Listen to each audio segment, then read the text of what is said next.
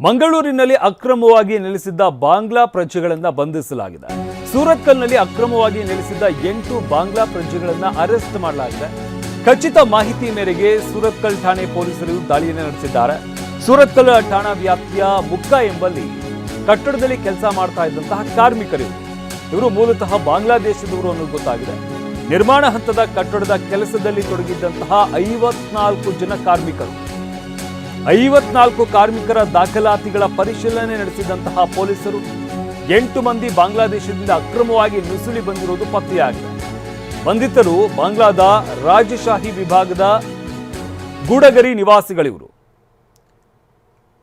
ಮೊಹಮ್ಮದ್ ಮುಖ್ತಾರ್ ಅಲಿ, ಮೊಹಮ್ಮದ್ ರಕೀಬುರ್ ಹುಸೇನ್, ಮೊಹಮ್ಮದ್ ಅಜರುಲ್ ಇಸ್ಲಾಂ, ಮೊಹಮ್ಮದ್ ಜಾಹಿದ್ ಹುಸೇನ್, ಮೊಹಮ್ಮದ್ ಬೆಲಾಲ್ ಹುಸೇನ್, ಹಸಿಬುಲ್ ಹಸನ್ ಶಾಂಟೋ, ಸಮೀವುಲ್ ಹಸನ್, ಮೊಹಮ್ಮದ್ ಸೈಬುರ್ ರೆಹಮಾನ್ ಇವರೆಲ್ಲರೂ ಕೂಡ ಬಂಧಿತರು. 8 ಜನ ಅಕ್ರಮವಾಗಿ ಭಾರತಕ್ಕೆ ನುಸುಳಿ ಬಂದಿರುವಂಥ ಬಾಂಗ್ಲಾದೇಶದವರು ಅನ್ನೋದು ಗೊತ್ತಾಗಿರುವಂಥದ್ದು.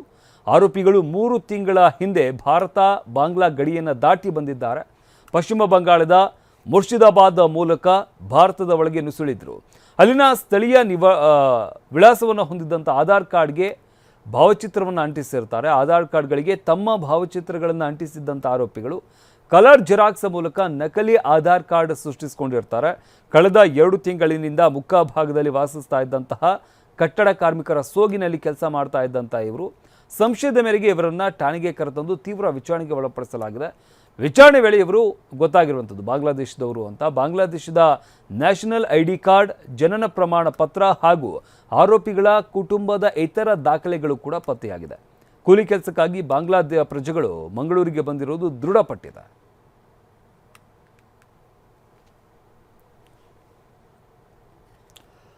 ಮಂಗಳೂರಿನಲ್ಲಿ ಅಕ್ರಮವಾಗಿ ನೆಲೆಸಿದ್ದ ಬಾಂಗ್ಲಾ ಪ್ರಜೆಗಳನ್ನು ಬಂಧಿಸಲಾಗಿದೆ. ಸೂರತ್ಕಲ್ನಲ್ಲಿ ಅಕ್ರಮವಾಗಿ ನೆಲೆಸಿದ್ದ 8 ಬಾಂಗ್ಲಾ ಪ್ರಜೆಗಳನ್ನು ಅರೆಸ್ಟ್ ಮಾಡಲಾಗಿದೆ. ಖಚಿತ ಮಾಹಿತಿ ಮೇರೆಗೆ ಸೂರತ್ಕಲ್ ಠಾಣೆ ಪೊಲೀಸರು ದಾಳಿಯನ್ನು ನಡೆಸಿದ್ದಾರೆ. ಸೂರತ್ಕಲ್ ಠಾಣಾ ವ್ಯಾಪ್ತಿಯ ಮುಕ್ಕ ಎಂಬಲ್ಲಿ ಕಟ್ಟಡದಲ್ಲಿ ಕೆಲಸ ಮಾಡ್ತಾ ಇದ್ದಂತಹ ಕಾರ್ಮಿಕರು ಇವರು ಮೂಲತಃ ಬಾಂಗ್ಲಾದೇಶದವರು ಅನ್ನೋದು ಗೊತ್ತಾಗಿದೆ. ನಿರ್ಮಾಣ ಹಂತದ ಕಟ್ಟಡದ ಕೆಲಸದಲ್ಲಿ ತೊಡಗಿದ್ದಂತಹ 54 ಜನ ಕಾರ್ಮಿಕರು 54 ಕಾರ್ಮಿಕರ ದಾಖಲಾತಿಗಳ ಪರಿಶೀಲನೆ ನಡೆಸಿದಂತಹ ಪೊಲೀಸರು 8 ಮಂದಿ ಬಾಂಗ್ಲಾದೇಶದಿಂದ ಅಕ್ರಮವಾಗಿ ನುಸುಳಿ ಬಂದಿರುವುದು ಪತ್ತೆಯಾಗಿದೆ. ಬಂಧಿತರು ಬಾಂಗ್ಲಾದ ರಾಜಶಾಹಿ ವಿಭಾಗದ ಗೂಡಗರಿ ನಿವಾಸಿಗಳಿವರು. ಮೊಹಮ್ಮದ್ ಮುಖ್ತಾರ್ ಅಲಿ, ಮೊಹಮ್ಮದ್ ರಕೀಬುರ್ ಹುಸೇನ್, ಮೊಹಮ್ಮದ್ ಅಜರುಲ್ ಇಸ್ಲಾಂ, ಮೊಹಮ್ಮದ್ ಜಾಹಿದ್ ಹುಸೇನ್, ಮೊಹಮ್ಮದ್ ಬೆಲಾಲ್ ಹುಸೇನ್, ಹಸಿಬುಲ್ ಹಸನ್ ಶಾಂಟೋ, ಸಮೀವುಲ್ ಹಸನ್, ಮೊಹಮ್ಮದ್ ಸೈಬುರ್ ರೆಹಮಾನ್ ಇವರೆಲ್ಲರೂ ಕೂಡ ಬಂಧಿತರು. 8 ಜನ ಅಕ್ರಮವಾಗಿ ಭಾರತಕ್ಕೆ ನುಸುಳಿ ಬಂದಿರುವಂಥ ಬಾಂಗ್ಲಾದೇಶದವರು ಅನ್ನೋದು ಗೊತ್ತಾಗಿರುವಂಥದ್ದು. ಆರೋಪಿಗಳು 3 ತಿಂಗಳ ಹಿಂದೆ ಭಾರತ ಬಾಂಗ್ಲಾ ಗಡಿಯನ್ನು ದಾಟಿ ಬಂದಿದ್ದಾರೆ. ಪಶ್ಚಿಮ ಬಂಗಾಳದ ಮುರ್ಷಿದಾಬಾದ್ ಮೂಲಕ ಭಾರತದ ಒಳಗೆ ನುಸುಳಿದ್ರು.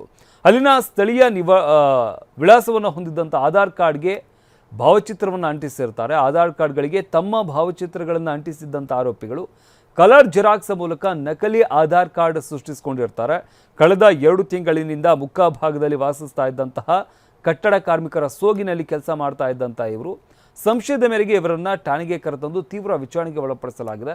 ವಿಚಾರಣೆ ವೇಳೆ ಇವರು ಗೊತ್ತಾಗಿರುವಂಥದ್ದು ಬಾಂಗ್ಲಾದೇಶದವರು ಅಂತ. ಬಾಂಗ್ಲಾದೇಶದ ನ್ಯಾಷನಲ್ ID ಕಾರ್ಡ್, ಜನನ ಪ್ರಮಾಣ ಪತ್ರ ಹಾಗೂ ಆರೋಪಿಗಳ ಕುಟುಂಬದ ಇತರ ದಾಖಲೆಗಳು ಕೂಡ ಪತ್ತೆಯಾಗಿದೆ. ಕೂಲಿ ಕೆಲಸಕ್ಕಾಗಿ ಬಾಂಗ್ಲಾದೇಶ ಪ್ರಜೆಗಳು ಮಂಗಳೂರಿಗೆ ಬಂದಿರುವುದು ದೃಢಪಟ್ಟಿದೆ.